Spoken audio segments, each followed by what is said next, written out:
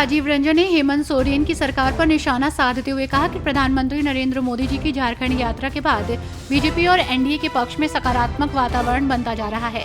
वहां एनडीए बड़ी जीत की ओर बढ़ रही है।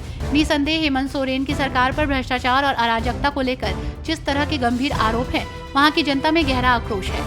वहां बड़े अंतर से एनडीए की सरकार बनेगी और जमीनी हालात ऐसे ही संकेत दे रहे हैं। तेलंगाना भाजपा अध्यक्ष और केंद्रीय मंत्री जी किशन रेड्डी ने तेलंगाना के मंत्री कोंडा सुरेखा के दिए गए बयान पर कहा कि इस 10-15 साल से राजनीतिक पार्टियों के नेता अपनी अपनी प्रेस कॉन्फ्रेंस, भाषणों और सोशल मीडिया में जिस भाषा का इस्तेमाल कर रहे हैं, उससे महिलाओं और तेलंगाना समाज का अपमान होता है। ये बहुत गलत बात है। पंचायती चुनाव में कांग्रेस की तैयारी को लेकर कांग्रेस नेता परगट सिंह ने कहा कि अभी तो एनओसी नहीं दे रहे। मेरे ख्याल से पंजाब में ऐसा कभी नहीं हुआ जितना इस इलेक्शन में हो रहा है। मैं हैरान इस चीज से हूँ क्योंकि बोली लग रही है 2 करोड़ की। ये कोई डेमोक्रेसी नहीं है। जो आदमी 2 करोड़ की बोली लगाकर सरपंच बनेगा, वो अपने गांव के लिए क्या करेगा? अगर वो देने लायक है तो वो पंचायत को दान में दे दे।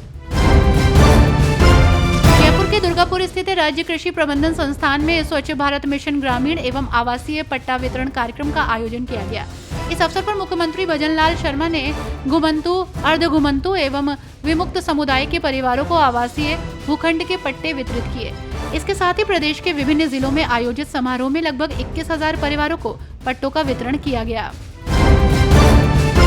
भाजपा नेता सुधांशु त्रिवेदी ने कांग्रेस पर हमला करते हुए कहा, कांग्रेस को याद दिलाना चाहता हूँ, स्वतंत्र वीर सावरकर भारत के इतिहास के इकलौते ऐसे स्वतंत्रता संग्राम सेनानी थे जिन्हें 2 जन्मों का कारावास हुआ था।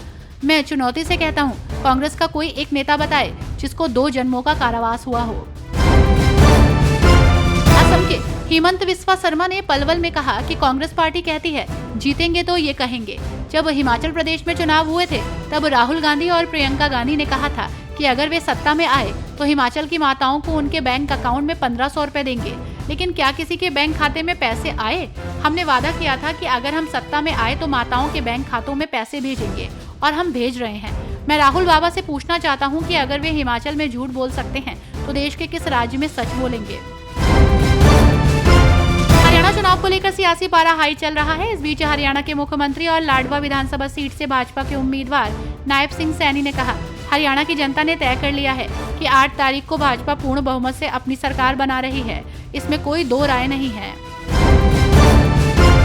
छत्तीसगढ़ के मुख्यमंत्री विष्णुदेव साय ने कहा कि आज शारदीय नवरात्रि का पहला दिन है।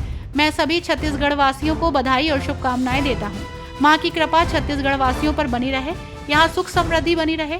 आज काली माता अन्नदाता समिति द्वारा 4 बसें निःशुल्क चलाई जा रही हैं, जो श्रद्धालुओं को मां बल्लेश्वरी के दर्शन करवाने डोंगरगढ़ ले जाएगी। सभी श्रद्धालु निःशुल्क दर्शन कर सकेंगे। मैं उन्हें बहुत बहुत बधाई देता हूँ। दिल्ली पुलिस द्वारा 2000 करोड़ की 500 किलो कोकीन जब्त करने पर कांग्रेस नेता संदीप दीक्षित ने कहा कि ये तो सही बात है। जो लड़का इसमें पकड़ा गया है वो पहले यूथ कांग्रेस में था, जिसे 2 साल पहले ही निकाल दिया गया। ये तो सराहना वाली बात है। कोई व्यक्ति जो बाद में किसी क्रिमिनल एक्टिविटीज में पाया जाता है, उसे हमारी पार्टी ने पहले ही पार्टी से बाहर निकाल दिया था। पश्चिम बंगाल में दुर्गा पूजा की तैयारियां जोर शोर से जारी हैं। दुर्गा पूजा के लिए कोलकाता में बड़े और विशेष पंडाल सज रहे हैं। कोलकाता पुलिस के सीपी मनोज वर्मा ने कोलकाता के कई प्रमुख दुर्गा पूजा पंडालों का दौरा किया। मनोज वर्मा ने दुर्गा पूजा पंडालों का निरीक्षण करते हुए तैयारियों का जायजा लिया।